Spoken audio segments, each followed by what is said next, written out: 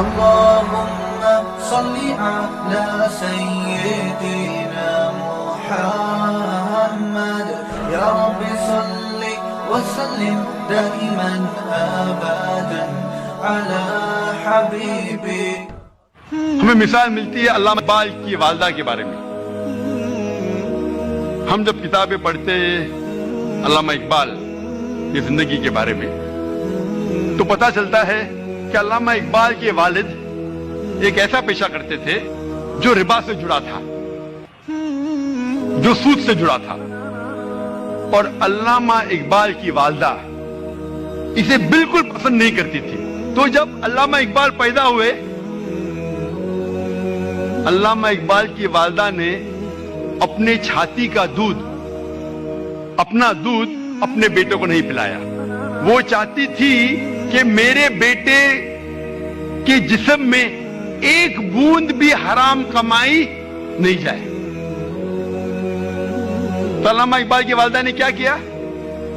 اپنے زیورات بیچے جو خود کے تھے، الحمدللہ حلال کمائی کے تھے.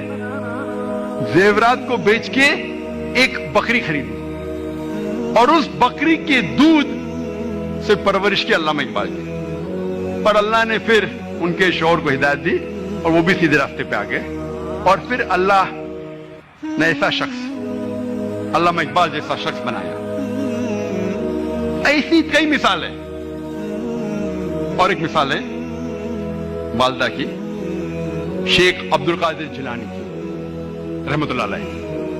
شیخ عبد القادر جیلانی رحمۃ اللہ علیہ الحمدللہ توحید پہ تھے، اور انہوں نے اس شہر ہندوستان میں اسلام کا دین پھیلایا. ان کا بڑا ہاتھ ہے اور وہ توحید پہ تھے.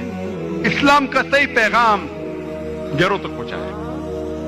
اور ان کی والدہ نے شیخ عبد القادر جیلانی رحمۃ اللہ علیہ کو سکھایا تھا کہ بیٹا تو ہمیشہ سچ بولنا، کبھی جھوٹ مت بولنا، چاہے تیرا نقصان ہو چاہے تیری جان جائے. ایک وقت جب شیخ عبد القادر جیلانی رحمۃ اللہ علیہ جب ایک سفر کر رہے تھے تو ان کی والدہ نے کچھ اشرفیاں ان کے کپڑے میں سی دی تاکہ وہ گم نہ جائے، تاکہ کوئی انہیں چوری نہ کرے.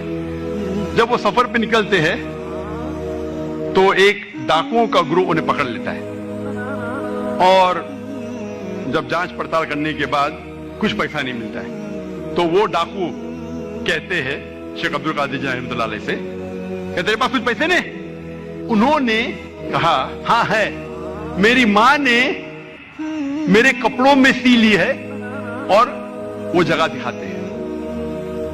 وہ ڈاکوؤں نے کہا کہ اگر یہ بچہ ہمیں نہیں بتاتا تو ہمیں کبھی یہ اشرفیاں نہیں ملتی ہے. وہ اتنے خوش ہوئے اس بچے کے ایمانداری سے اور پوچھا کہ تم نے ہمیں سچ کیوں کہا؟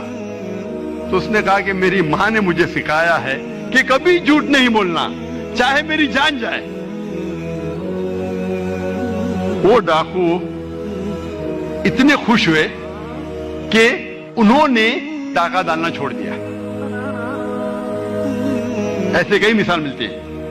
جب تاریخ پڑھتے ہمیں مثال ملتی ہے. تاریخ پڑھنے کے بعد امام شافعی رحمۃ اللہ علیہ کی والدہ وہ یمنی تھی، اور ان کے والد قریش تھے، اور بچپن میں ہی ان کے والد کا انتقال ہو جاتا ہے. تو ان کی والدہ جدوجہد کرتی ہے اور امام شافعی رحمۃ اللہ علیہ کی پرورش کرتی ہے.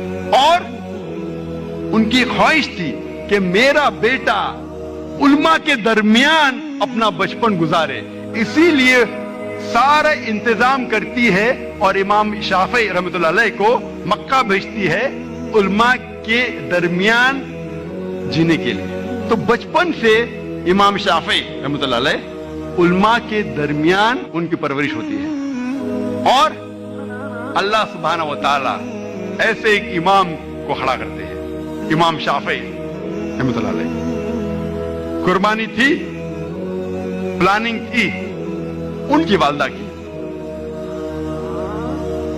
مستقبل سوچا ان کے والدہ نے. میں اور ایک مثال دوں گا.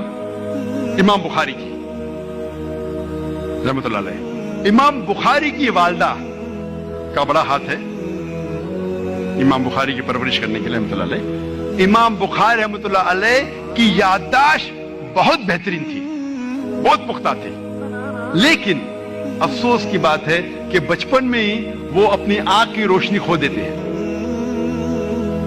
آنکھ کی روشنی کھونے کے بعد اس وقت کے سب سے بہترین ڈاکٹر کو دکھانے کے باوجود ان کی آنکھ کی روشنی نہیں آتی.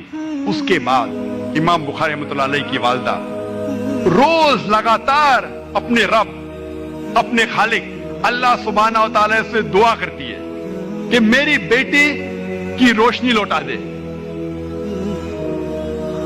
اس کے بعد کئی عرصوں بعد اللہ سبحانہ و تعالی ان کی والدہ کی دعا سنتے اور ان کی والدہ کے خواب میں آتے ہیں حضرت ابراہیم علیہ السلام, اور حضرت ابراہیم علیہ السلام فرماتے کہ تیرے بیٹے کی روشنی لوٹا دی گئی.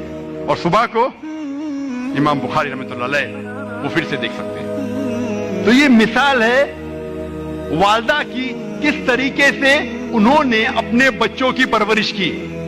تو ہمیں ہمارے بچے کو تعلیم دینا چاہیے, ایک ایک بچے کو ایسی تعلیم دینا چاہیے کہ وہ دین کے قریب آئے اور اپنا دین پھیلا سکے, اور اس کی ذمہ داری